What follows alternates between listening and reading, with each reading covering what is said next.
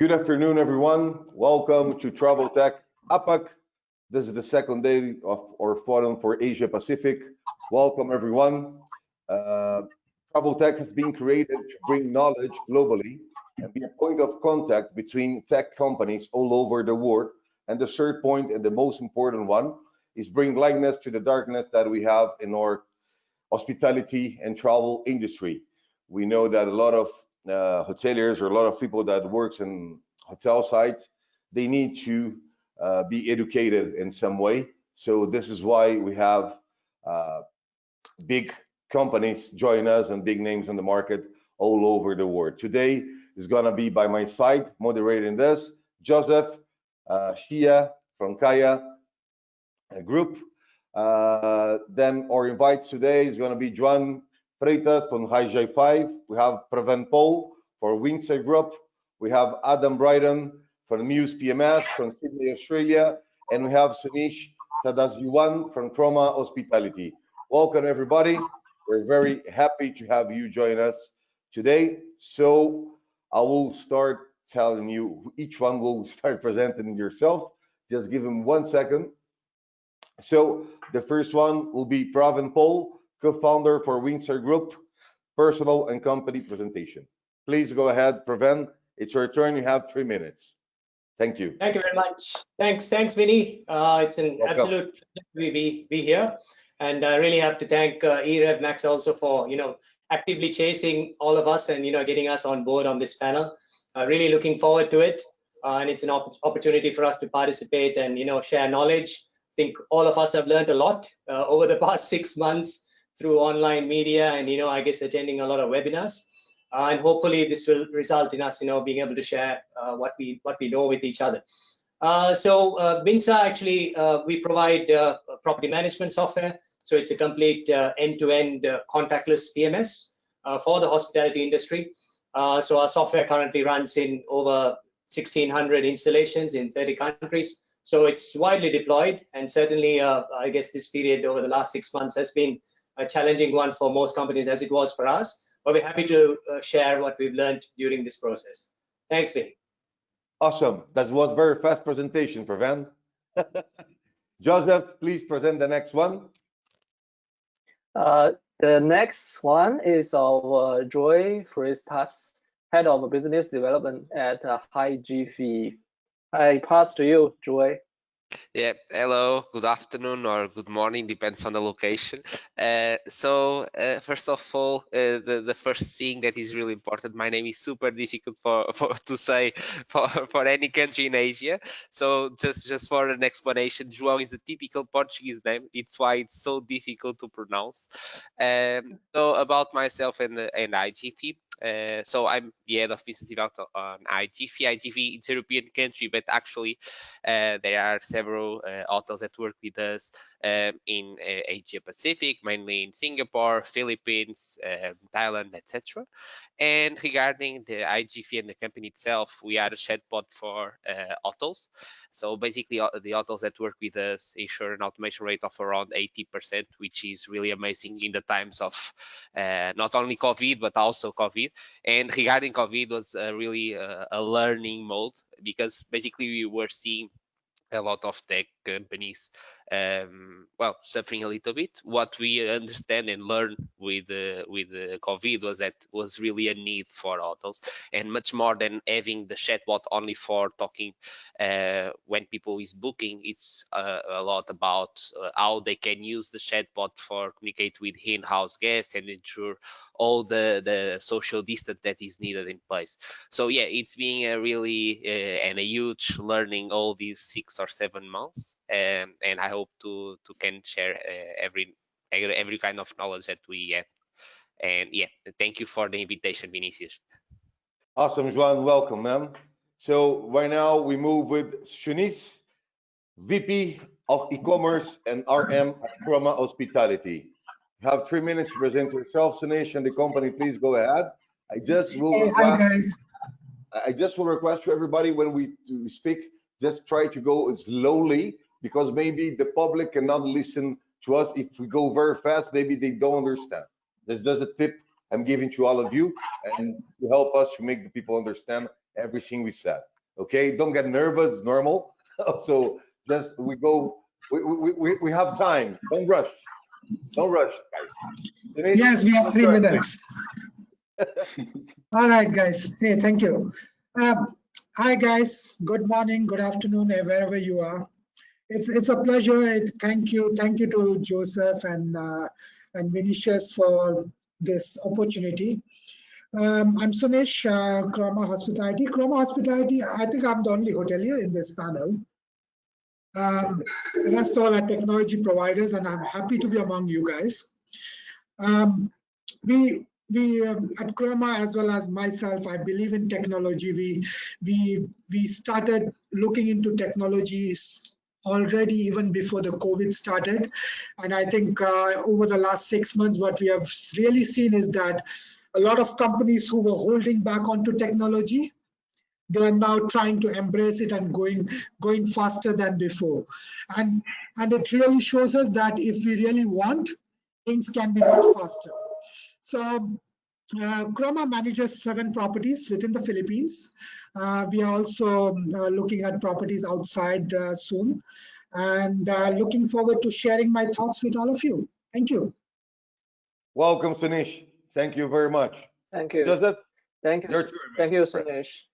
Next guest is Adam Britton, DOS at Muse TMS. So Adam, you have enough time for your presentation. All right, I'll try and stick to the 3 minutes or under. So thanks so much for having me. My name is Adam, and I look after Muse, based out of Sydney for Asia Pacific. So Muse, we're at our core, we're a property management system. We've been building the system since we started in 2013, when our founder, he was opening a hotel and wanted to make it a very guest-centric hotel. People are paying lots of money to stay there, and when they walk into the hotel, the last thing they want to do is stand up behind a reception desk, hand over their passport, hand over their credit card. So he was going to build a system on top of one of the big players in the property management system space, and they said, we don't have the API for you to build this at the time. So he went out, hired a few developers, and started working on the system. So since we began in 2013, we're now in 62 countries, 1,800 hotels around the world using our product. And we provide a property management system that built into that is payment automation, booking engine, guest concierge. So when guests make their booking, whether it be through the OTAs or direct, they can pre-fill all of their information, just like when you're traveling on an airline. Arrive to the hotel, speak to a staff member if it's a high-end property, or if it's a low-end property that has kiosks, they can go straight to a self-check-in kiosk, create their own key, or receive a digital mobile key and head straight to their room. So that means what we're really trying to do is make sure the guest experience is at the heart when we develop our platform. So everything we build is around the customer. And yeah, I look forward to telling you more about it today. Awesome, great. And I have a lot of questions concerning what you just said, but let's wait when it's your turn. I'm gonna do it. Okay, so guys, for everyone that is listening to us, welcome.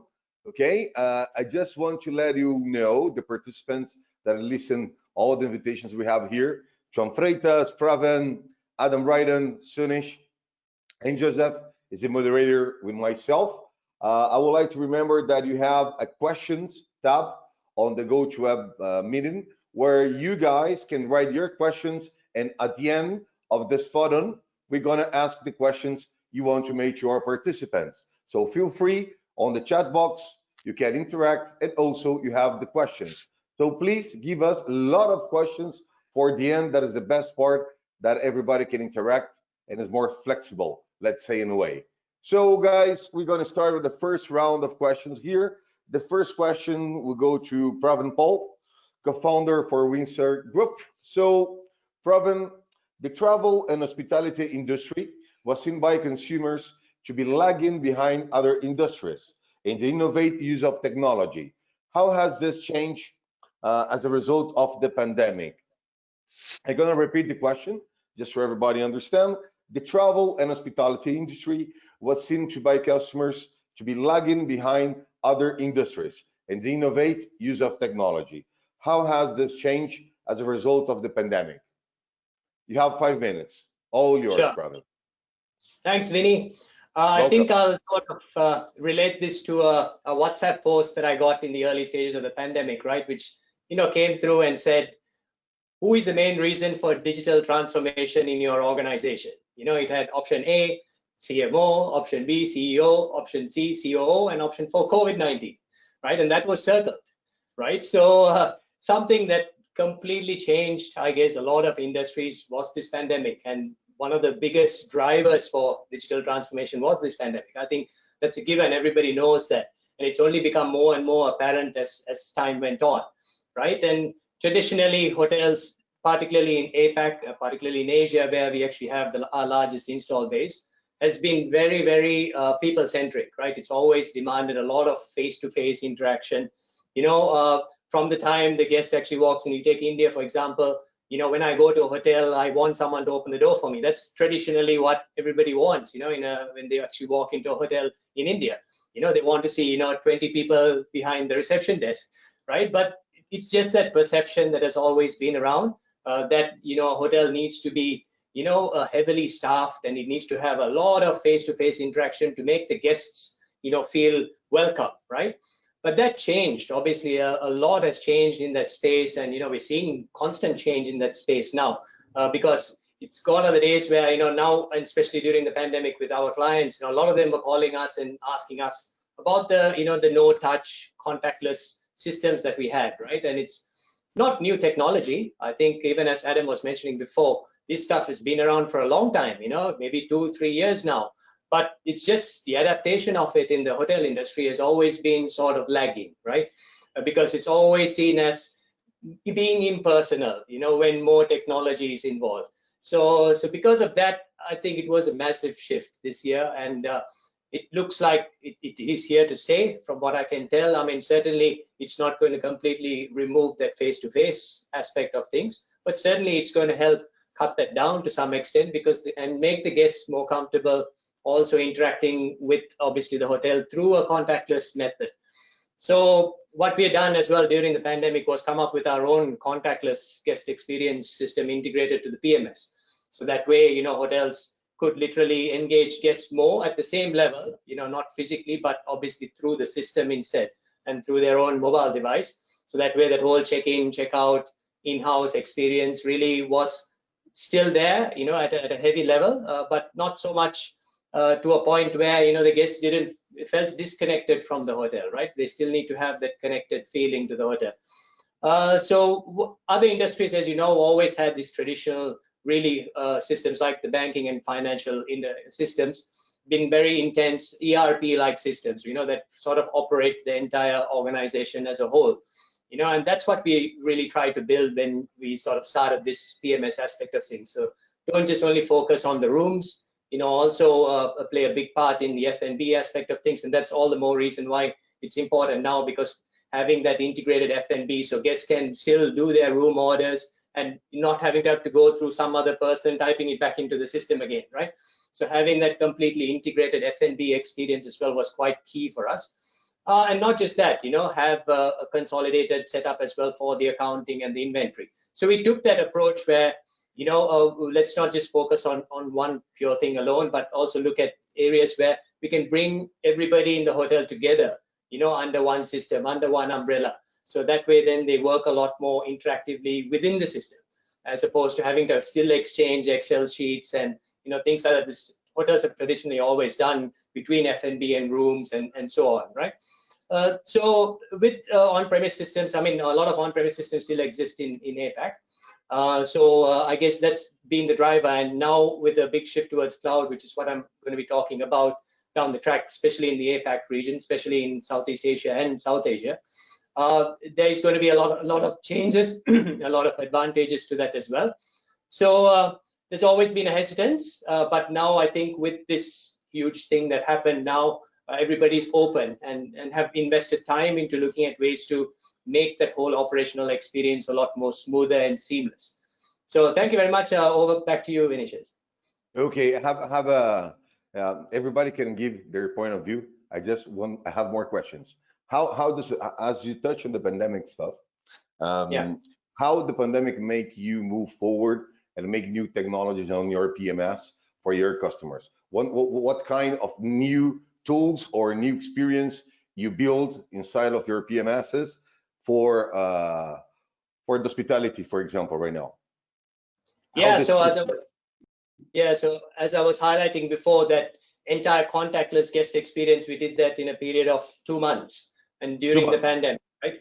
Yeah, so we developed a web app essentially that will actually run on any device, completely integrated to the PMS. So that way, when the reservation comes into the PMS itself will send out, a link to that basically the guest can click, just like they can do the web check-in online, for example, with your tool at this time. Right. If they want, they don't need to go to reception, and the checkout is included also if they want to pay directly or they.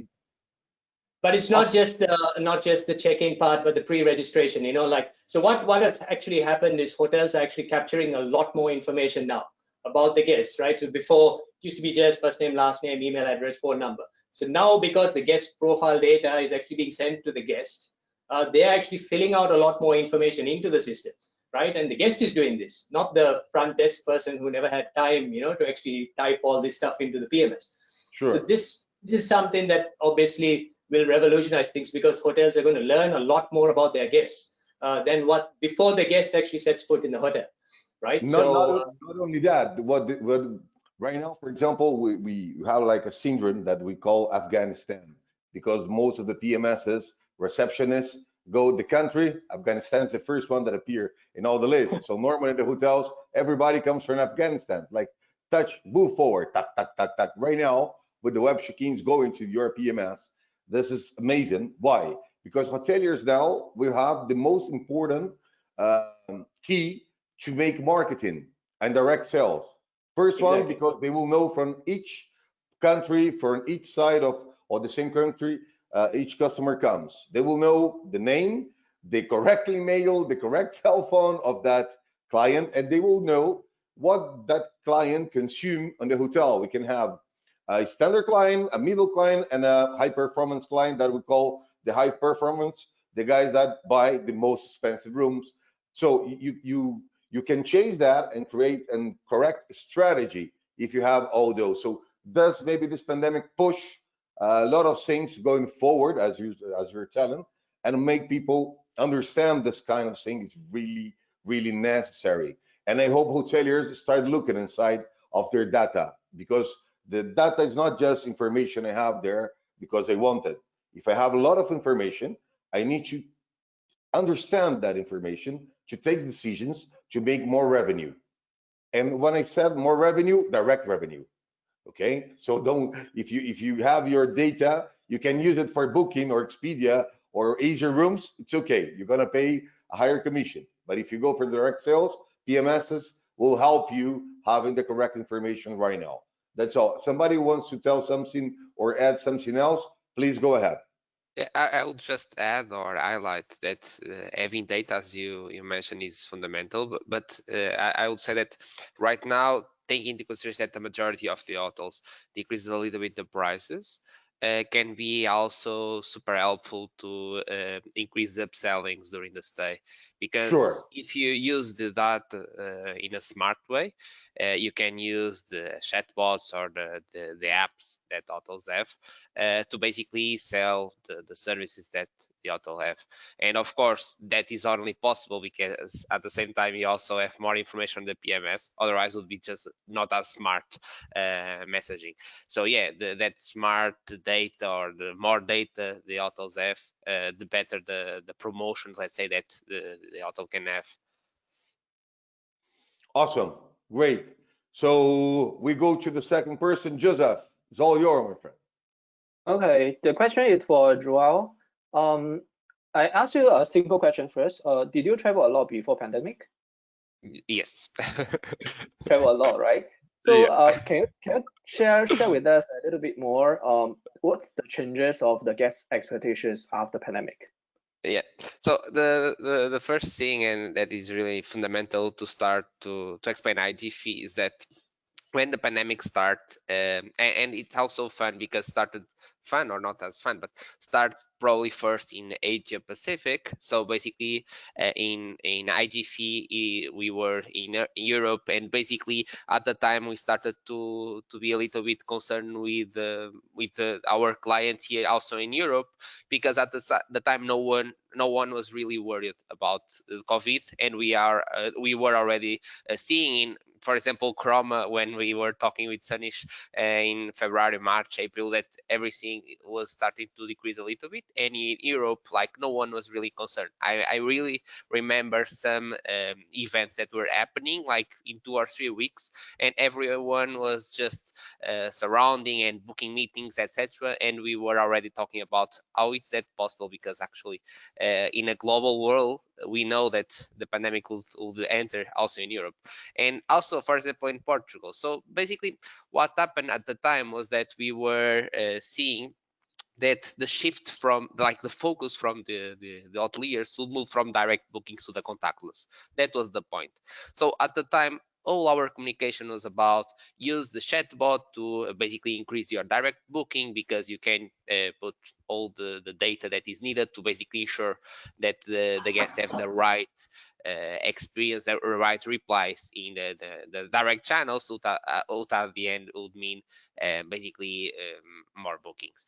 And well, when everything started to be in place, I was in several webinars at the time, and I understood, me and the team, that everyone was talking about the contactless. And at the time, there were providers for the apps, for example, but no one really using the phone number to interact with the guests. So at the time, what we started to do was basically to change a little bit the focus of our chatbot from the direct booking to also the what we call the during stay, or the virtual concierge, and making sure that we were able to talk with the guests inside the property, and, as I said, use the data to basically upsell more services. Sorry, guys.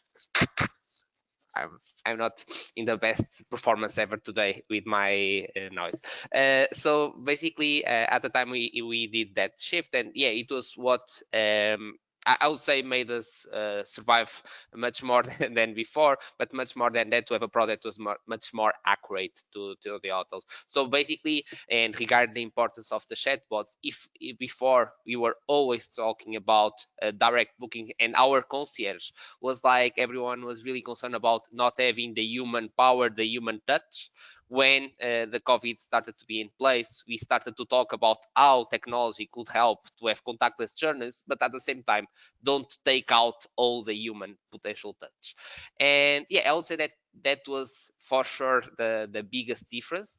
And right now, I would say that 8 out of 10 of my conversations with hoteliers in a day are about the contactless. But I guess that is transversal to all our panelists, because I know kind of the product Muse, the product from Muse, the Winstar group, and basically everyone is really talking about the contactless. But yeah, I would say that that was for sure the biggest difference that I saw in the last couple of months. Awesome. So from your perspective, can I say, did you see a shift, meaning the guests will willing to talk to more to the hotel directly before they make a reservation, because they must get a lot of information from the hotel before they make any decision, right? Yeah, so it's an additional chances, opportunities for the hotel to generate more revenues directly. Is that what you mean? Yeah, I would say that there are two main points here. The first thing is that the majority of the hotels unfortunately have less staff. And if they want to ensure the 24/7, and also that are available to reply in the channels that actually the guests are, that are basically all the social media, the messaging apps, etc., the chatbot is fundamental, because at the end of the day, we'll automatize with quality the majority of the queries. That is the first thing. The second thing is that when we started to have COVID, all our hotels started to have as the most frequently FAQ, or in this case, FAQ is really the frequently asked question, the COVID topic. So what that mean? In the beginning, basically hotels, or in this case, the guests were making questions about the amenities, etc. And suddenly everyone started to make questions about how the hotel was dealing with COVID, and just after that making the booking. So yeah, that was for sure one of the biggest shifts in the direct bookings, because basically the mindset of the guest was a little bit different. And yeah, I remember in the beginning of April, when all our clients started to have as one of the first FAQs in the decision tree the COVID, and basically everyone was clicking on the COVID, and just after that they were clicking on making a booking or not, etc. But yeah, that was the biggest thing. So two main points here. The first, less staff, which means that if you don't have a chatbot, you lose the traffic and not have a good experience for the guests. The second, the queries are more, I would say, more, of course, take into consideration the number of people that enter in the website. So the conversion to the chatbot, let's say. So in such circumstances, how do you think the chatbot or similar platform can help hotel to convert their business from those general inquiries? It's not only requeries, but actually is a revenue opportunity, right? Yeah. So yeah, how can you help them to do so?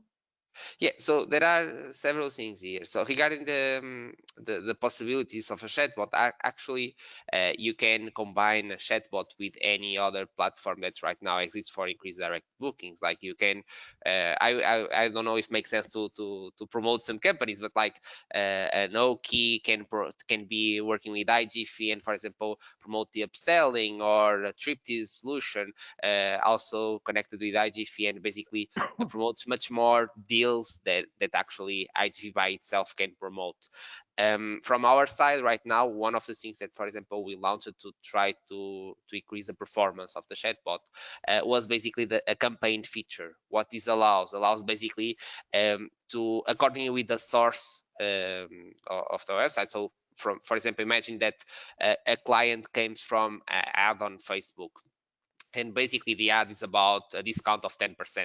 So instead of entering in the website and the chatbot is really stay like just say, hey, I'm here, we'll start to say, hey, I'm here, don't forget to enjoy the 10% of discount with the promo code X. So basically with that we ensure that it's much more accurate and much more certain that the guest will interact with the chatbot, and at the same time increase the possibility of making the booking. And yeah, regarding the FAQs, etc., what I'm always saying that is super fun is when I'm talking to hotelier, imagine if you have a hotel in the center of the city, typically you don't have a parking. It's common. So basically the majority of the hotels think that the chatbot should have an answer saying we don't have a park. But actually that it's not true. You have it because you have a partnership with any park, a public park or wherever. So the answer is, as if you were the front office person that say, we have a park in 100 meters, the price would be X, and if you click here, you can have the connection with Google Maps, for example. So the thing is that the chatbot is as better as basically the information that we put there, and as I say, with the love that we put there also. So as much love and much information we have, more accurate the chatbot is, and actually at the end of the day we'll automatize more and the guest experience will be better. Thank you, Joseph. Yeah, back to you, Vincent. Thank you, Joseph. So somebody else want to give some opinion about what João Freitas just said? You have an insight that you want to share with us? Please go ahead before I move forward with the next question. No? Okay, guys. If nobody has nothing to say, okay, let's move forward. So let's go. The third question will go for Sunish, the VP of e-commerce and RM at Chroma Hospitality. So right now we are, those changes, everybody's, it's like COVID, what happens about COVID? I think COVID is already on the past for me, for myself, and my opinion. We just need to handle and live with it because they don't live anymore. They between us. So what we need to find out solutions for the hoteliers with the technology, how they need to move forward. What's the better tips? So basically, Sunish, what technology? What technology do you think will be a total essential for your hotels? So I will repeat the question, and I'm adding also, as I have a complaint for a guest that is listening to us, that some of the questions they don't really understood when we spoke. So I will copy and paste the questions on the chat box for everybody can understand, but I will repeat it again. So Sunish, what technology do you think will be a total essential for your hotels right now, post-COVID? Looking forward, looking for the future. You have 5 minutes. Yeah, sure. Hey, hi, thank you. So to begin with, I think hospitality industry is very much a communication industry where guests really want to communicate. And one of the things which everybody needs is this, a smartphone. Yeah. So I think even before things started, what we started doing in 2018, 2019 was looking at various things like chatbots. So chatbots was something which we really put our hands into, and we started seeing a lot of results coming out.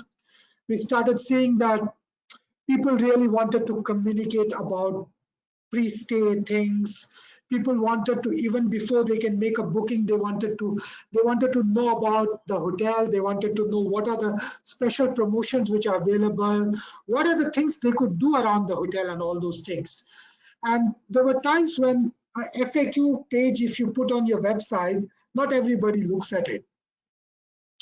So, and if you're not a smart person or your IT person or whoever manages your website is not the smartest person, then maybe they will not be able to put a notification also, unless you start coming up with something like website personalization. That's a different thing. So what we started doing is that we started putting more research into what type of chatbots are available. We started looking at how the chatbots could help. We identified some. We started using some. I'll not name some, though Jiffy already told that I'm one of their clients. But what we started seeing with the chatbots was that we started seeing more and more big business being generated through that chatbot.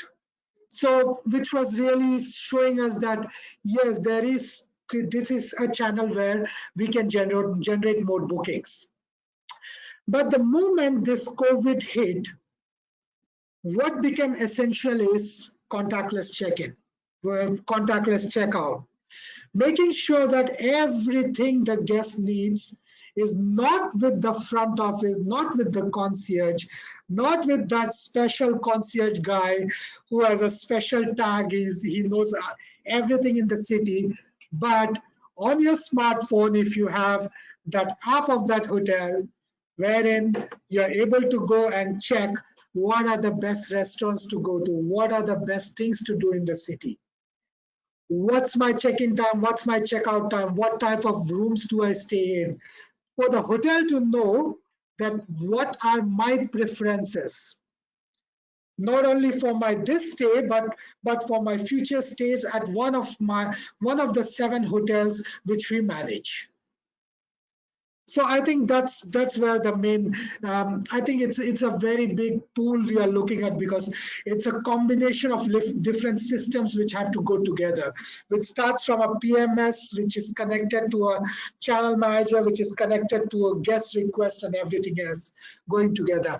I think that is something which is going to be essential part of the hotels in future, especially looking at today's traveler, that he's not so. Maybe I've said it before, I'm a traveler who may travel without any fears, but when I travel with my wife, who thinks 10 times about everything she does before she plans, she would not go to a hotel until or unless she is 100% or 200% sure that she will be safe, her kids will be safe. I think that's where the main thing is. So the hotels would have to look at all these automated systems going in together, plus also how to communicate to the guests that we are going to keep you safe. For sure, for sure. Thank you very much, Sunish. And just point on that, yeah, 74% of we make questions for 10,000 customers in America, from north to south, and 74% of those persons will only book a hotel if they know they're safe or they're following some kind of rules. But then we have other 54% of the persons that doesn't matter only the hotel. They want to know about the location or the city they're moving forward. If they have a good explanation for the government for that city, saying there how many cases of COVID they have. So we have a lot of leader points for the client, but the most important one for the hoteliers right now, most of the clients want to book directly. So if you do a good job to inform how your hotel is taken, all the cleanness of your hotel and how you manage everything, will be easier for that client to take the decision. Also, it's good to communicate how is the process on the city, for example, through your hotel. Don't wait for the client check. Let me check if, I don't know, New Delhi, how it's working. You need to try to say that. And just another thing, as you're telling about the experience, everything is on the cell phone. I totally agree with you. But this, for example, right now we have the super apps that they started in Asia. They're coming to Europe and they're coming to America and all over the world. But right now, here they start with one or two, for example, in America. We don't have. How you think this will affect the side of the hotels, for example, in organization and communication? Because the super app is going to sell. Maybe they can have a chatbot for that hotel also, and maybe they can tell you you're in New Delhi, or you are in Singapore, or you are on Sydney. You know, you can do this. This is the restaurant you can go. This, I don't know. So the super apps give you the entire information. How you see the impact and all the structure of the technology will happen with those apps coming through? I think even though COVID has made this industry into something, thinking forward in terms of the technology, I think what has to happen for the hotel industry is that, or what will happen in terms of everything, is that even though the super apps will come in, there will be a system which will be in the center. Like, for example, at the hotels, for the hoteliers, we always look at PMS as the center of everything. So the PMS goes in the middle of everything. So even though, and not everybody is that much into a super app. So that's why I still think that when it comes to the hotels, we may still look at a system wherein we are more comfortable with. So a PMS getting connected to different systems which are around it will be something which will be more useful to us as hoteliers rather than being a super app. But maybe 5 years from now, 10 years from now, maybe it will be a different thing. Maybe someone else has a different opinion to me. Yes. Like to be honest, like my opinion at least is that it's up to the guest, right? So you can go ahead and you can curate great content for your website. You can feed your chatbot the best way to get to the hotel. But sure, that might help out a few guests, but a lot of the guests, right, they're just going to use Google Maps or Apple Maps, right? And what we should be doing as hoteliers is giving them the best service with those tools, right? So for example, with Apple Wallet, right? So whenever you're about an hour before your flight or a few hours before your flight, when we could actually fly, it would be on your home screen, and if you would click it, embedded into that Apple Wallet pass was an address, and your phone would tell you, hey, it's going to take you 52 minutes by train to get to the airport. Press, and then it opens up Google Maps, right? So us as hoteliers, we can actually use tools like Google Wallet, Apple Wallet to communicate this. So that's one part. And so about super apps, WeChat, Alipay, and bigger platforms that are coming out.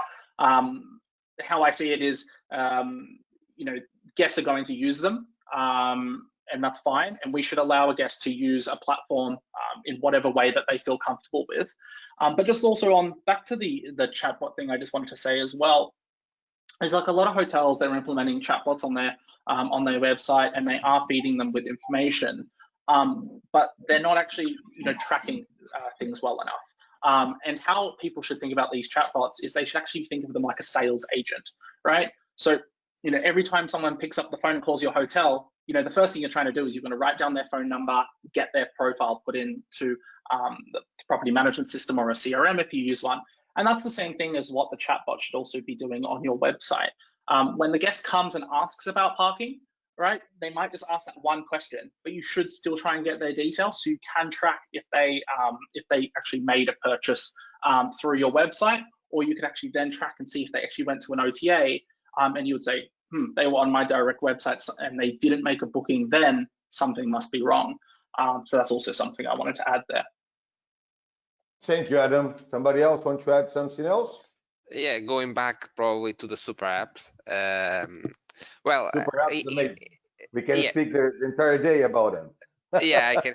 I really can talk also about all of that. But yeah, I'll just say that from my point of view, and again, it's my point of view, not company or whatever, is that apps make sense for right now for super big chains. For independent hotels or for familiar chains, I have a lot of doubts for just a reason. How many of you already downloaded the app when you went to a hotel? I can say never.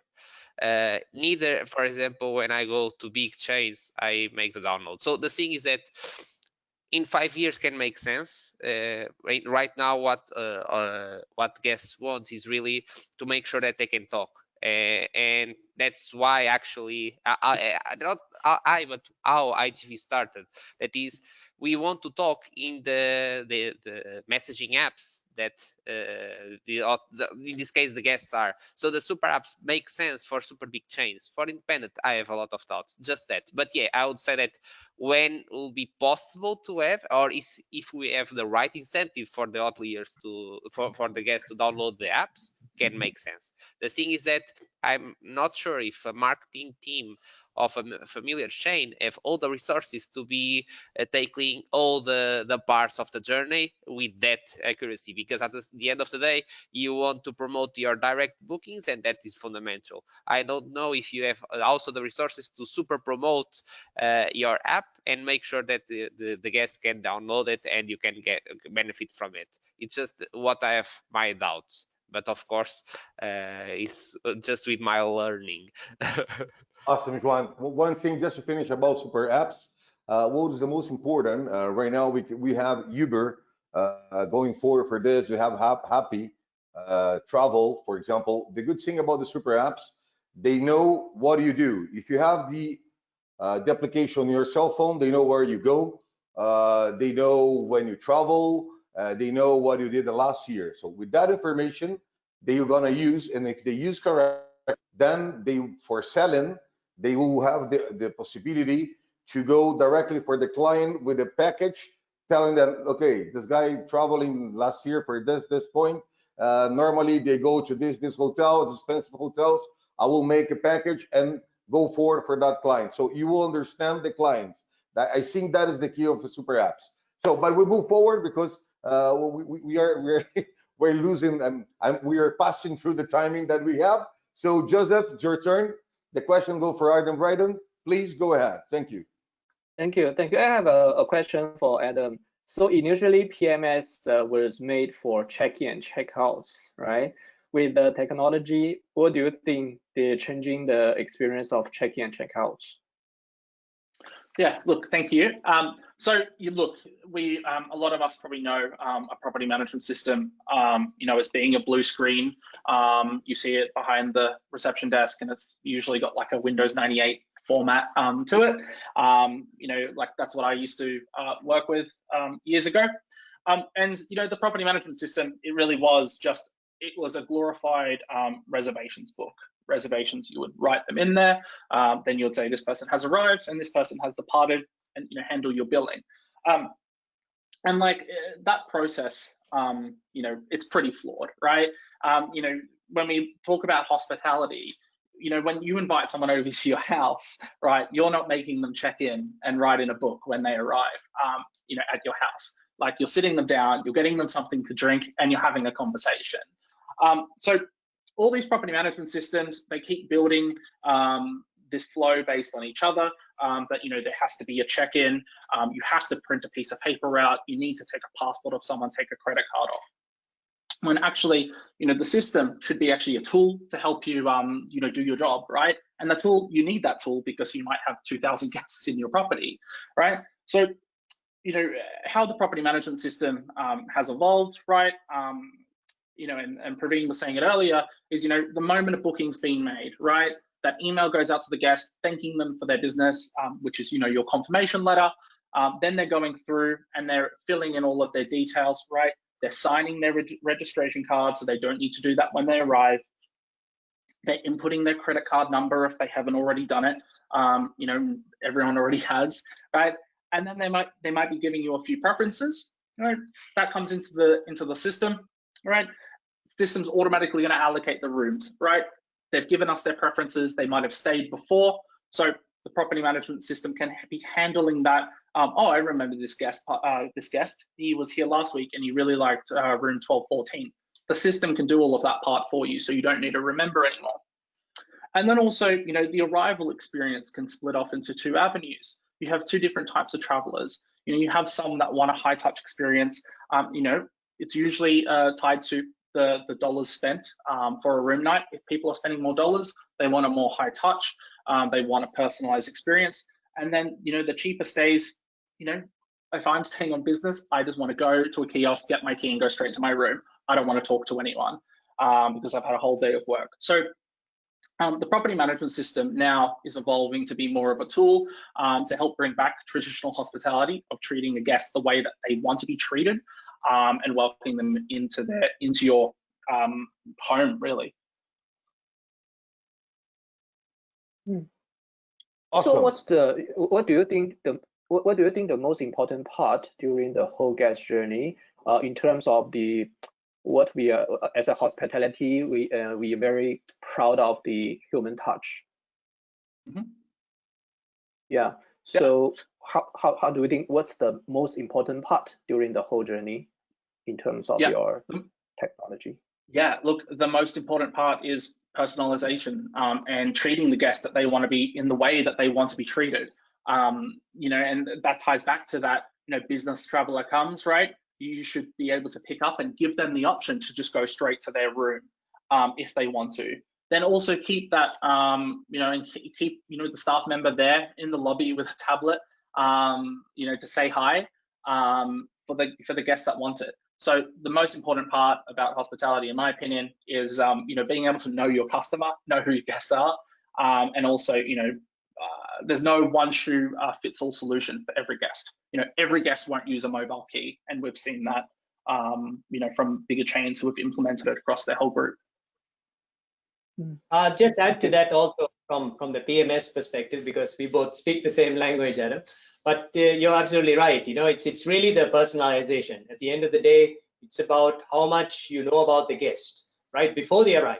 It shouldn't be after they arrive that you start learning about them so that you can service them the next time, right? I mean, that is important too, but it's important to learn what they did at your hotel while you were there so that you can service them better next time. But before they arrive, how much information do you know? And that information needs to sit on the PMS, right? And that is where I think there's usually a lot of disconnection, right? Because this information might go to a third-party system, and by the time it comes to the PMS, the front desk person really doesn't know what is going on, right? Or it would be that case where, you know, that the data consolidation, and as Sunish pointed out, really the heart of the property is really the PMS, you know, and that's what brings everything together, right? And the PMS needs to provide that flexibility. And as Adam was saying before, you know, a lot of the traditional PMSs don't provide that flexibility, right? They don't really provide that easy connectivity with other systems, right? And this is where a lot of the newer PMSs is now, and there's a lot of change happening now because of that, because of that rigidity that the traditional guys have always had of doing things a specific way, right? But it's all about, you know, providing that personalized experience. Just wanted to, you know, reiterate that, and that communication aspect, as Hoa was also saying, right? You know, this more interaction. So it's not that we are face-to-face is not there, but that doesn't mean that we can't interact with the guest at the same level, if not at a greater level. Yeah, and exactly that as well. Especially about the communication part. You know, no one wants to arrive to a hotel and fill out a piece of paper, hand over their passport, hand over their credit card, especially if you've just hopped off like a 15-hour flight, right? Because no one wants to go through that. So handle all of that paperwork and all of that stuff you have to do before arrival. The payment, right? Payments should be automated. You know, if it's a non-refundable reservation, the payment should have been taken before. If it's a fully flexible reservation, you know, charge their card 24 hours before arrival, whatever your cancellation terms are, so that when the guest comes, they don't need to hand their credit card. You can actually have a real conversation with them rather than going through this robotic format of waiting for the printer to spit out a piece of paper, here, sign this, and cross out that booking.com email address and write your real one there for me. All of that should be handled before they set foot in your hotel, because that's a negative experience. I have a question. Yeah, thank you. Thank you. I'm sorry. I have a very interesting question. So now I'm running a hotel technology company. So I fully understand we want to provide a lot of features, a lot of data information of the guests to the hotels. But I was also a former hotelier. So from a hotelier perspective, the difficult part for them is how to train their staff to use the system. Even we provide a very strong system, but the staff don't know how to use, it means zero, right? So my question will goes to both Praveen and Adam. How do you make the system easier for the hoteliers to use, even you have so much information in the system to understand the guests? Yeah, well, number one tip for anyone building a hotel system is don't make hoteliers design it, right? They're just going to copy their processes that they're doing. You should get someone completely who's never even set foot in a hotel to start drawing up and designing the system, right? And to usability, right? There are so many useless features in property management systems, especially the big ones that, you know, probably everyone here, you know, has used at one point.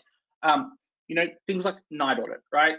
Why do you have to train someone to at 1 a.m. press a button to say change the day, right? That's not something you should be training people on, right? So if you take out a lot of the fat and a lot of the useless features out of a system, and then actually start and swapping them for, you know, features that do improve the guest experience, people will use those rather than the boring ones. Yeah, but I'll add to that as well, since from a PMS point of view, I guess what you were asking, just because we are, you know, getting more information, it doesn't mean the system gets more complicated, right? The system has to be more intuitive, right? To drive whoever's using it to utilize the information that is available to them. So just by bringing all the information and showing everything to them, you know, in hundreds of fields in the screen is really not going to be any use to the person using the system, right? So based on like what Adam was saying, if it's a leisure traveler, the system has to react accordingly. If it's a business traveler, the system has to react accordingly and provide, you know, an easier experience for the person using the system. And that's the gist of it all at the end of the day. I think I'll go back on that. 11 years back, I went into a hotel. I was just hired in that hotel as a revenue manager. And I went in and they told me that they were paying for a channel manager for last 1 year, which has been already been used. So when I went in, it was not used for the last 364 days. So that's 11 years back, and that was fast booking. And I asked the guy who I was replacing that, why did you never use it? He said, oh, I found it very difficult to use. It's better for me to go to each of the OTA, each of the channel, and update the rates. It's much more easier than this. I said, you just have to put in few formulas here and there. But it's really about the people who are using it in hospitality. So that's why in hospitality, we always say something about the PMS. It's garbage in, garbage out. Like the Afghanistan, which you said? Yeah. It's even today. Thank you. Okay, guys, we're going to start the second round of the questions, okay? So we'll move forward now. We're going to have the first question. We'll go to João Freitas, Head of Business Development for J5. So, João, what technology solutions will be the most in demand in this reality today and for the near future? Yeah, I I'm guess going to just repeat the question like this, everybody can know what we're talking about. So public, what technology solutions will be the most in demand in this reality now and in the near future? Yeah, all yours. I guess that Sanish already started mentioning several, but yeah, like just recapping what Sanish said. So for sure, to start, and let's think it as the guest journey. Of course, that the website, the booking engine, the channel manager, etc., are fundamental. So of course, I will not mention it because it's in the last couple of years, so it's not nothing new. I would say that right now all the contactless is fundamental. So let's start mentioning several that can help. Of course, an amazing PMS that can connect with several other systems is fundamental. So I will not go for that because, of course, all the guys for the PMS can talk about it much more than me. I would say that the key is fundamental right now, or in this case, the keyless. So making sure that the guests can enter in their rooms without having the cards or really the physical keys, because makes less and less sense every day. I would say also that, of course, I will not talk again about the chatbots because we already mentioned it, but because it's also fundamental. And I would say that a tool to make sure that we have a good presence online, so to manage the reputation, is also fundamental, because right now in this new normal, as we talk, direct bookings are more and more fundamental, and the only way that I see to make really sure that we can appear in the first results is to have a really good reputation online. And to make it, we need to use the tools to do it and to manage, because at the end of the day, if we don't have it, of course we'll just depend on the OTAs, and will be a price war instead of being a quality war, which is not good, of course. So yeah, I will not go much further on the topic, because I guess that Sunish already mentioned a lot of that, and of course it's not just to duplicate, but I would say that two main points here: the direct bookings, so make sure that we have the right tools to do it, the booking engine, a really good website, the chatbot there, potentially a good upsell solution also there is fundamental. Of course, after that, everything that makes a contactless journey possible, and a contactless means contactless 100%, and to make it, we need to make sure that we have online check-in, and to have it, we need to have access to the PMS, again, just to highlight that, because it's fundamental. If we don't have everything connected, doesn't make sense, because at the end of the day, we'll have someone from the front office inserting the date on the PMS, which is not fun. After that, all the keyless journey, so solutions that make sure that we can enter in the room without talking with anyone, and of course solutions to interact with the guests when they are inside our properties, can be the apps, can be the chatbots. I like to call it the virtual concierge, so something that really can be smart enough to talk with the guests and not only sell services, but also really make sure that everything is okay. And of course, after that, the online checkout, so make sure that the guests can again leave the property just with a smile from the receptionist, and of course a solution to make sure that we can improve our reputation online, and make sure that we can take the guests for the second and the third visit in our hotel. Awesome. So I think just to make a point, the future of travel and role of technology, basically for the hoteliers, we are not a cost. Because a lot of hotels see us as a cost. No, technology is a cost. No, guys, we are not a cost. Technology will help you manage better internally your hotel, will help you sell better, will help you in your strategies, will help you have insights and take decisions. So never think we are a cost. We are a solution that make hotels get more revenue. That's the main point, and have a better organization. That's all I need to say. Somebody else want to give some opinion or some insights about what Juan just says? Somebody? No? I just highlight a thing that Adam mentioned several minutes ago about the metrics. So every tool that we add should be super metrics oriented. If it's not, doesn't make sense. It's as clear as that. So if it's a chatbot, of course, as Adam say, it's just a matter of analyzing really the paths of everything, the FAQs, the conversions, etc. If it's the keyless or the key tool, it's a matter of analyzing really if the people is using or not. The online check-ins, how many of our total number of guests are using it. So everyone should be measured. If it's just to have the tools and don't use it, doesn't make sense. And of course, the trainings are fundamental for that, to make sure that all the people with all the different levels in the hotel can use it. It's as simple as that. Awesome. Great. So we go now to the next question. Will be for Sunish. Joseph, all yours, my friend.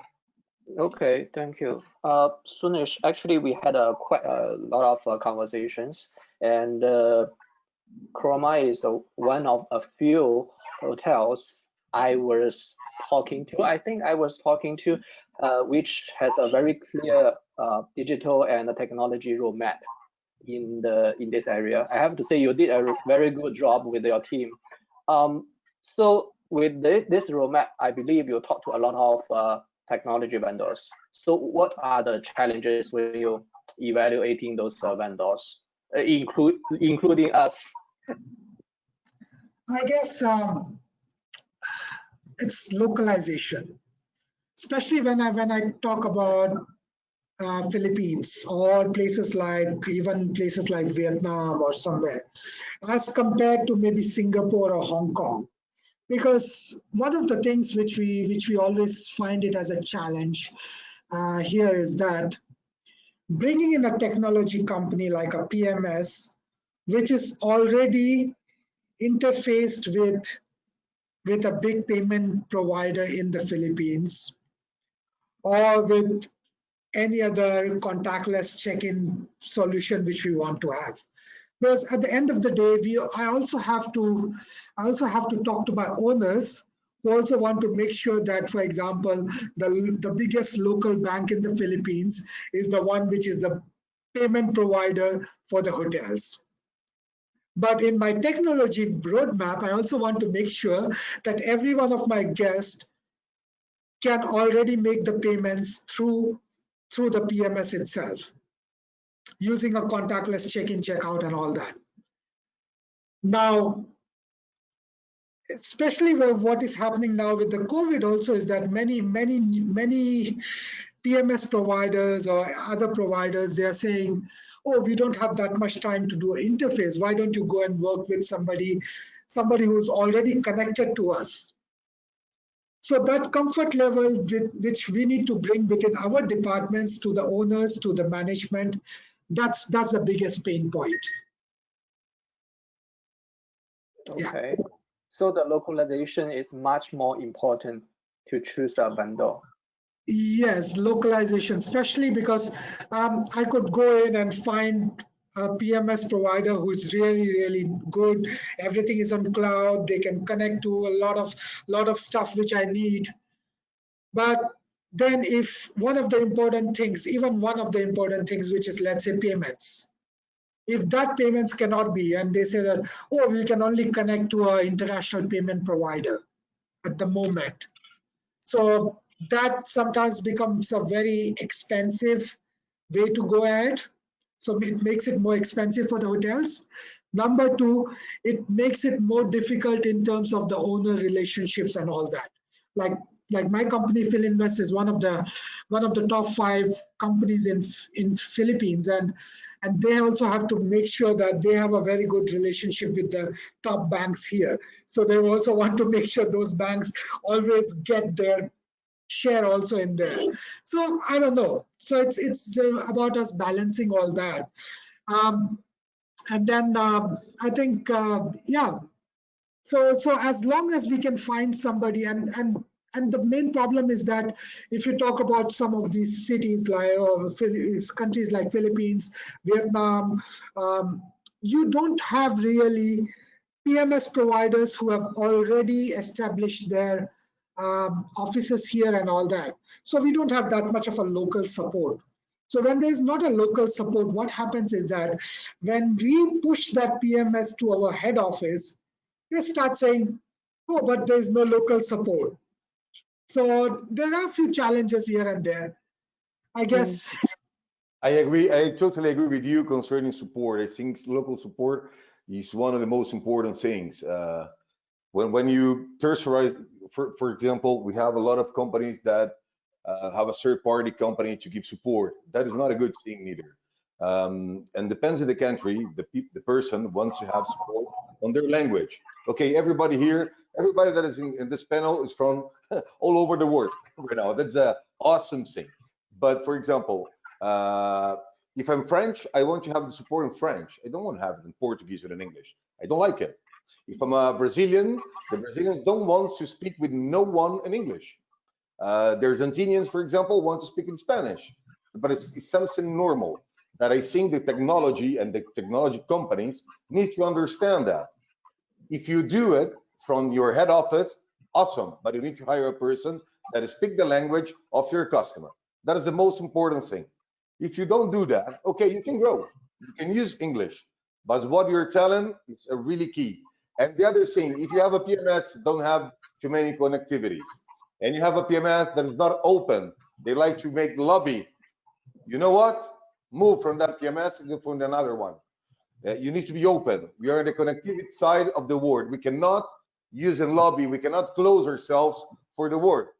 If you do that, and then time in, not too far away, you broke. You need to be connected with everybody right now. Everybody can be competitors. Here we have competitors talking between each other. You don't see that normally. That's why Travel Tech has been built, to make those persons that are competitors talking together, but they're explaining and giving their knowledge for the market. But the most important thing, connectivity needs to be open for everyone.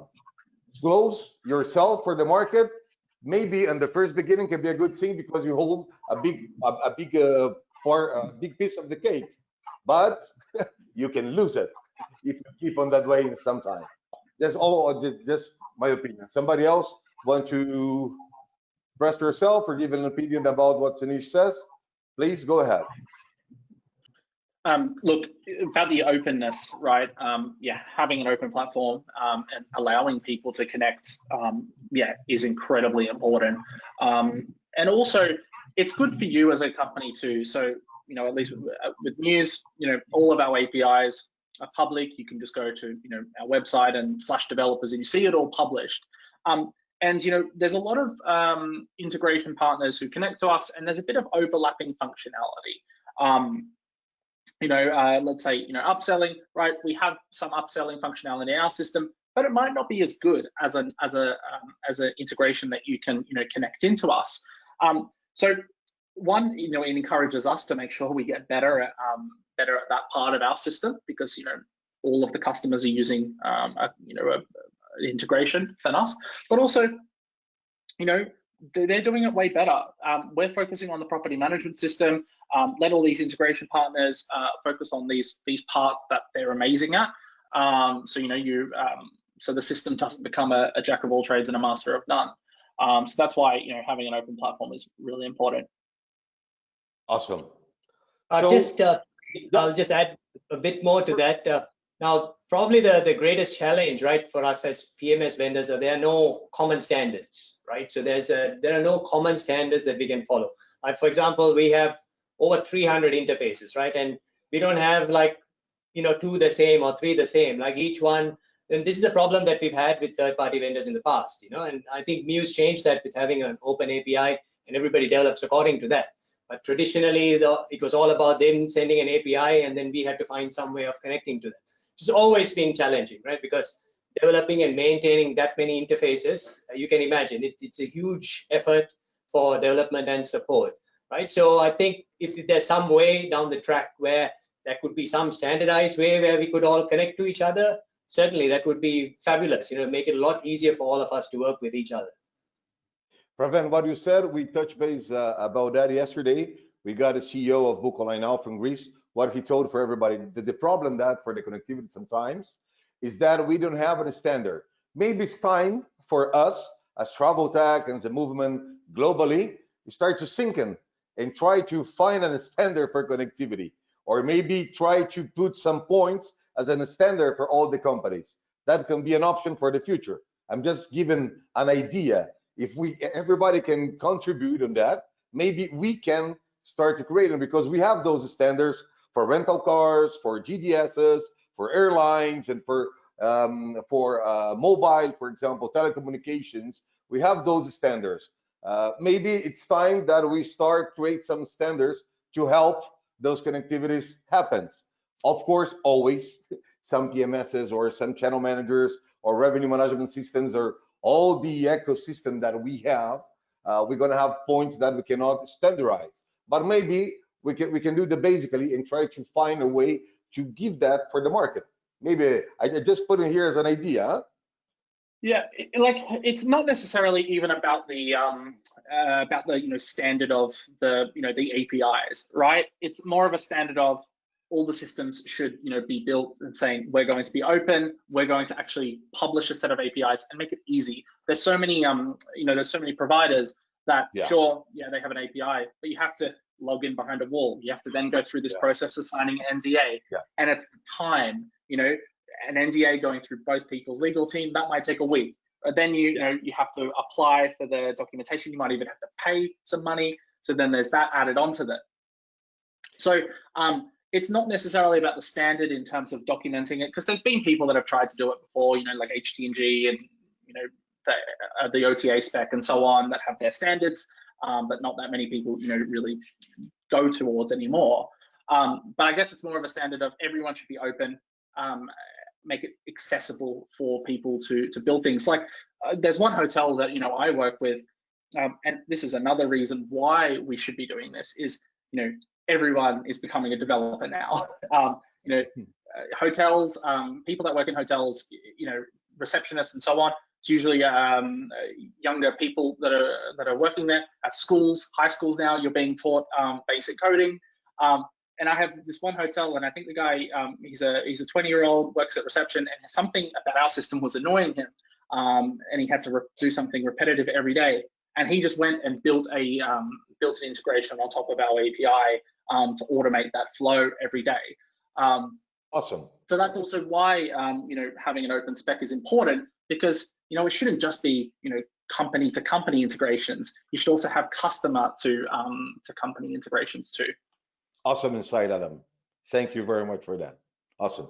So I lose myself. Who's the next? Now it's Preven. Preven, co-founder of Windsor. Next question is to you. So industry experts agree that hotels need to operate a lot more efficient. I'm sorry, I need to use glasses, so I need to come and read better. Just 1 second. Industry experts agree that hotels need to operate a lot more efficiently in the new normal. How can a cloud PMS play a role in this? I will repeat the question. So, industry experts agree that hotels need to operate a lot more efficiently in the new normal. How can a cloud PMS play a role in this? All yours, Preven. Thanks, Vinicius. I think people, if you have questions, please write down. We don't have more questions till now, and we have 10 minutes for the next questions, and then we'll start with a question. So the public that's listening to us, please write your question down on the question sides of GoToWebinar. I'm sorry, Preven. Go ahead. Sorry, I'm sorry. No problem. Yeah. So just regarding that, I mean, that's a question that actually haunts most people in APAC in particular, right? And in major parts of Asia right now.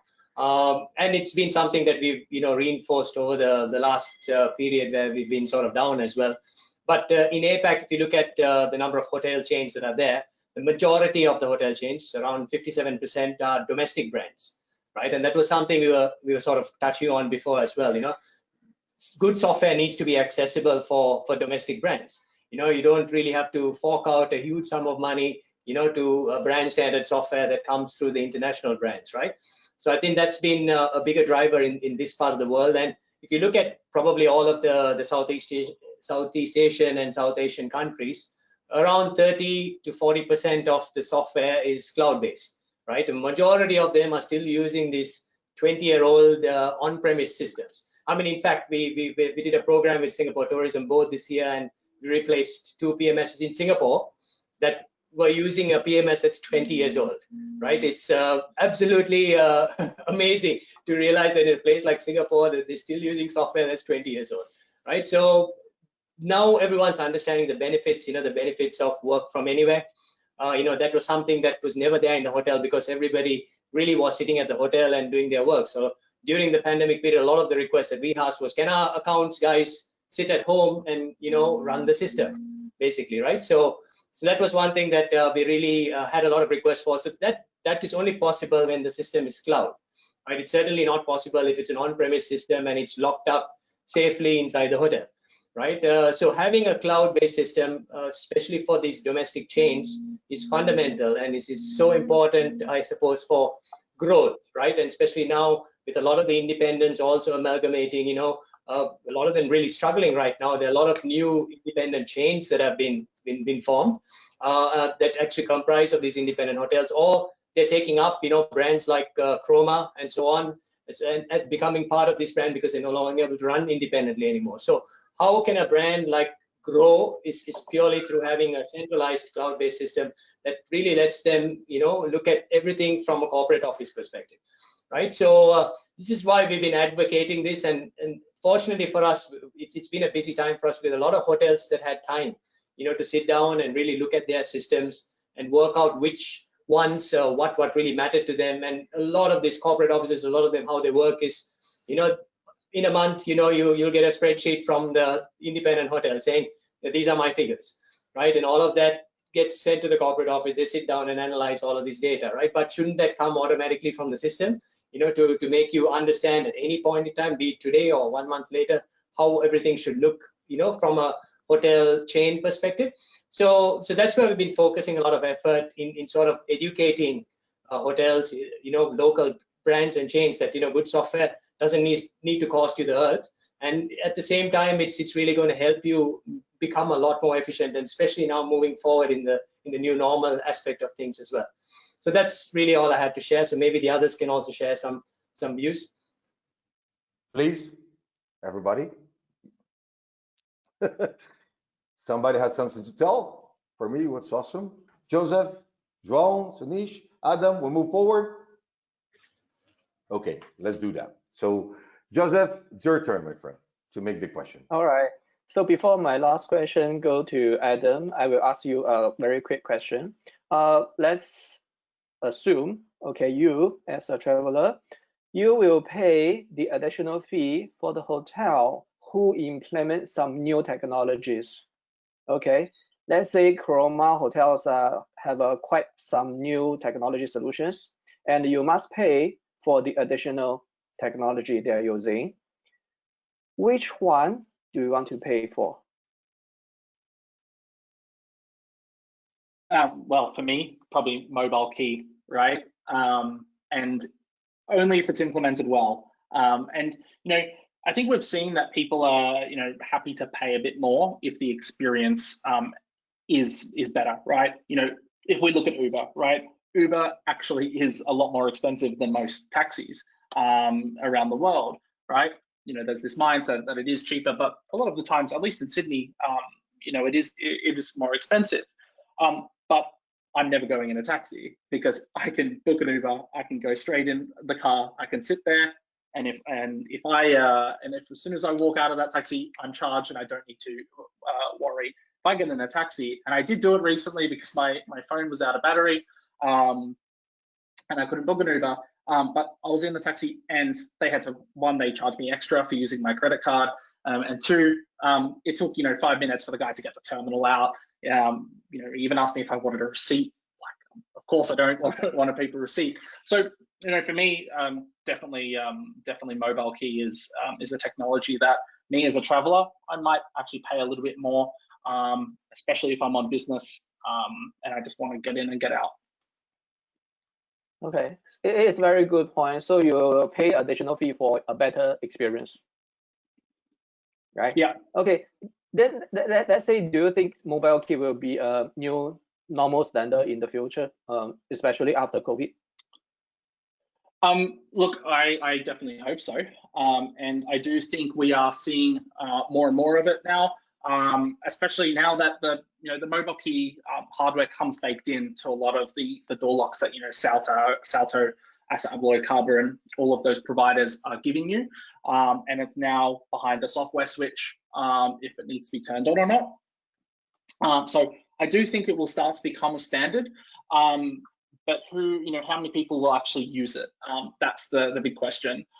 Especially, with the Bluetooth door locks where you need to download an app. That's always been a blocker for so many guests to download an app that they just prefer a physical key.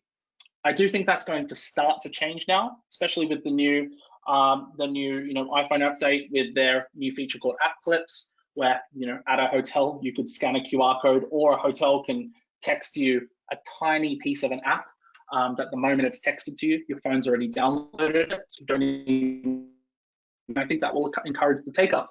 But for mobile key to be successful, back to what I was saying earlier, you need to give the guest the ability to interact with you the way they prefer.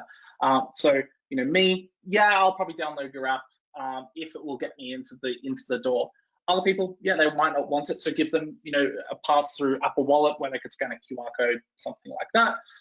And then, for example, if my parents travel, when my parents travel and they go to the airport, they print off a piece of paper and they say, "Please do my boarding pass." Right? That piece of paper, your email confirmation, could actually be your key, via a PIN code or QR code or something like that. So I don't think mobile key in the way that we know it as hoteliers right now, thinking you have to download an app, will become a standard. But I do think guests being able to access their room in a way that they prefer will start to become the standard moving forward. I think the technology is not a problem anymore, but the biggest roadblock is they have to upgrade their door lock.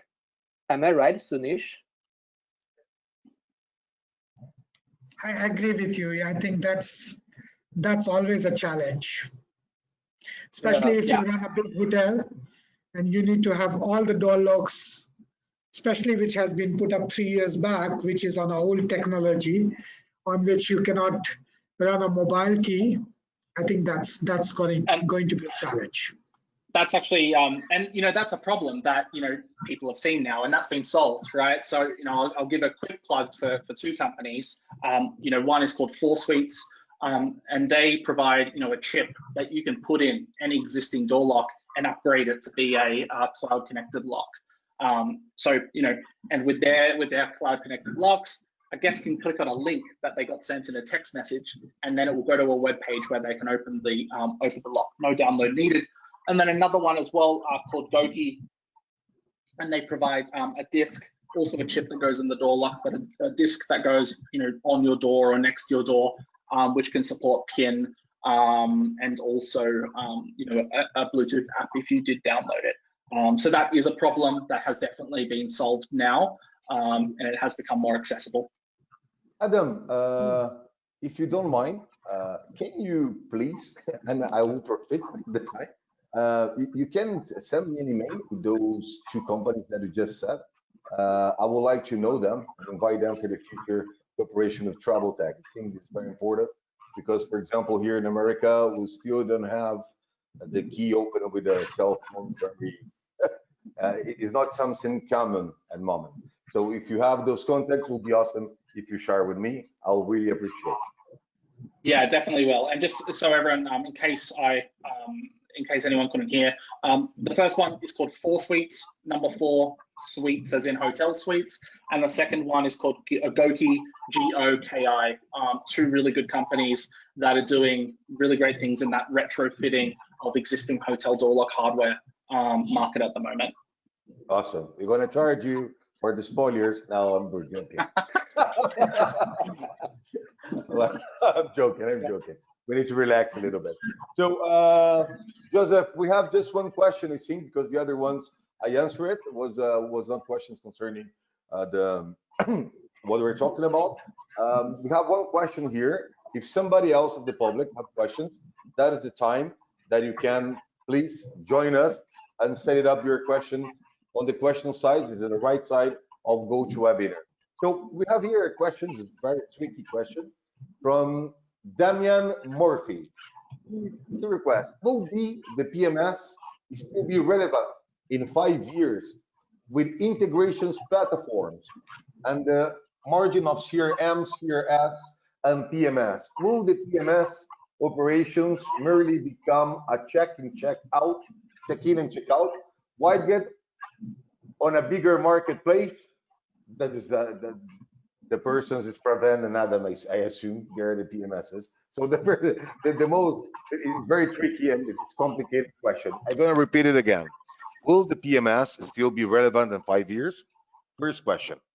Then he wrote back, with integration platforms and CRMs, CRS, and PMS, will the PMS operations merely become a check-in, check-out widget on a bigger marketplace? Well, look, I see the point, definitely.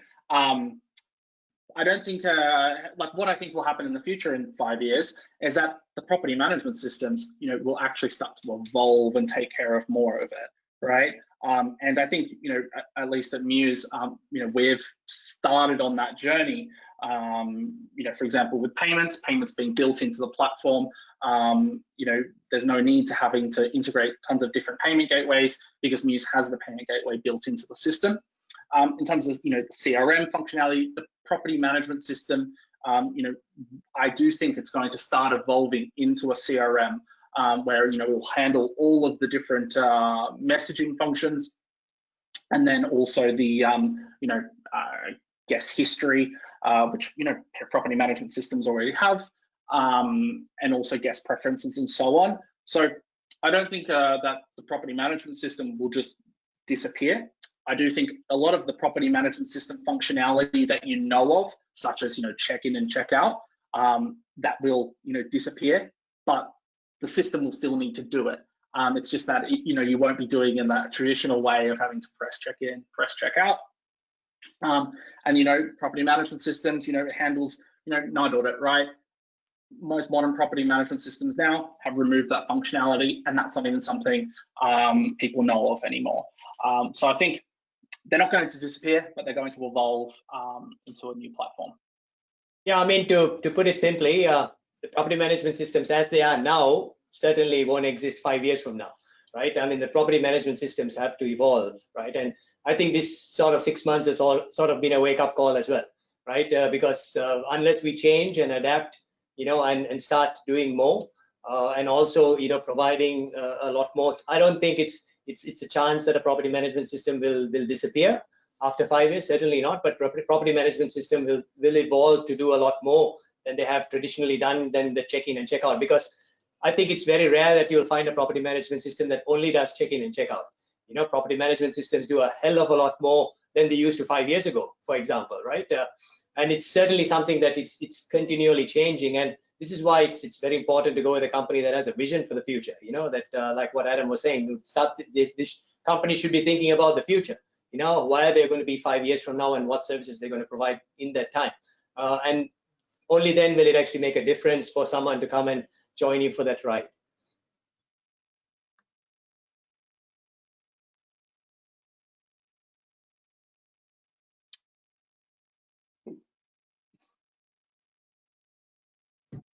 Vinicius, we are not hearing you. Now I come back. I'm so sorry, guys. We have 2 more questions and we'll finish. We have one question here for Angie Lacia. Can you explain more? What are the booking channels and the super apps? Angie, look, the super apps normally at the moment they don't have an extranet. You don't go and set it up, connect it to a channel manager and set it up your rates plans there right now. What they're doing is taken from GDS, it's taken for wholesalers, the hotels, the flights, and making packages and sell it. And the near future, depends if this works, they will have their own extranet. I think this is the answer. If somebody else wants to have a point or give more feedback, please No? Okay, I go to the other question. This question is Shyama Sundar Reddy. Sir, is there any unique PMS and payment through PMS for all hotels? No, but I will let the PMSs answer that. Pravin? Well, it goes down to what Sunish was saying before, localization, right? Every single country has their own specific way of doing things, their own specific payment gateways that really are not standardized, right? So the way I connect to a payment gateway as a PMS in the Philippines is going to be different to the one I connect in UAE, for example, right? So each one has a very unique and independent way of doing things, especially the banks. The banks, I mean, we connect to a few bank systems, and no two are the same, right? So it's a lot of work that actually has to go into improve those and make them better. But certainly, it's very important that a PMS is able to adapt, and actually connect to those systems, because it's and it's very, very true what Sunish was saying, because there are a lot of other relationships that actually are dependent on that. So the PMS can't be rigid and say, no, we're not going to connect to this bank. You'll have to use our payment gateway. So that is really not going to work. If you want to enter a new market, a new region, you've got to adapt yourself to suit that region. And that is, I think, very, very important for any PMS vendor. Great. So guys, we're finished our panel of today. I would like to a big thank you for Joseph to moderate the panel with myself. Thank you, João Freitas for Wi-Fi, Pravin for Windsor Group, Adam from Muse PMS, Sunish for Chroma Hospitality. You're welcome. Thank you very much. For the public, tomorrow we're going to have another panel that is online sales trends for the coming years on hotel marketing. Will be 3 p.m. Singapore. We have Miss Taylor, Head of Commercial Asia Pacific, Amadeus Hospitality. We have Aja Sodawala, CEO of EG Technologies. We have James Bishop, Senior Director of Global Demand Partnerships at SignMinder, join us, and Murtuza Inojawala, VP Business Development for Aggregate Intelligence, Inc. So I see all of you tomorrow. Everybody has a minute to say goodbye for everyone. So Joseph, you can start, then we go to João, and then we move forward. So please. Thank you so much, everybody in the whole world, and have a nice day, evening, and a night. Thank you. João, we are not listening to you. Right now was to me. So I was saying it was a pleasure, and I really like it to know a little bit better all the panelists that are here, because I don't know all of you in person. And yeah, it was a pleasure, and I hope to have more events like this, because we are really talking about tech and not about just our companies. So this is not a pitch, basically, which is really good. And I think that I was never in a panel where I have competitors, like in this case we have the PMSs. So it was really fun, a fun conversation, and I hope to have another event in the future like this. So Vinicius, continue with this amazing work. Thank you, João. That's Travel Tech. We want to have competitors together, because we can be competitors, but at the end, we need to provide knowledge for hoteliers and bring light to the darkness. We have a lot of darkness on hospitality, and we need to educate. That's the main point of Travel Tech. Of course, we promote all the companies that join us at the same time, but it's good to have you here, and thank you very much for your insight. Pravin Paul, Windsor Group, your time, my friend. Thank you. I'll just do a quick wrap up, but just to, I guess reiterate as well, it's always good to have, other PMSs as well as part of the panel, because we can learn off each other's, point of view, because we work in different regions, there's a lot more we can learn. At the end of the day, we are in this to help the hoteliers, right? We're not here to, just to force them to use one particular system. We're here to, share our experiences and make life easier for hotels, and especially now that's more important than ever moving forward. So thank you very much for organizing it. I had a lot of knowledge that actually I picked up as well, and look forward to the next one. Thank you very much, Pravin. Adam Brighton, Muse PMS, your turn, my friend. Go ahead. Look, thank you, everyone, and look, thank you for organizing this. It's been lots of fun. I've enjoyed the debate, and it's great to have, a competitor property management system alongside me as well. Because yeah, look, you said it exactly. You know, it's all about helping hotels and sharing ideas, sharing knowledge. So look, I would be more than happy to come back and be on a panel again. So thank you so much, and have a great night, morning, afternoon, wherever everyone is. Thank you, Adam. And that's Travel Tech's all about that. As Adam and Joan and Pravin says, you're not here because normally hoteliers, when we come, oh, those guys want to sell me something. This is the first time we have a forum online where we don't sell nothing and where we bring knowledge to the hotel. That's a good thing. Sunish, sorry. Sunish from Chrome Hospitality. Please, your turn. Yeah, hi. Thank you for, it's a pleasure being on this panel, especially with the technology experts. I personally learned a lot. I hope everybody else who's listening to it was able to take something home.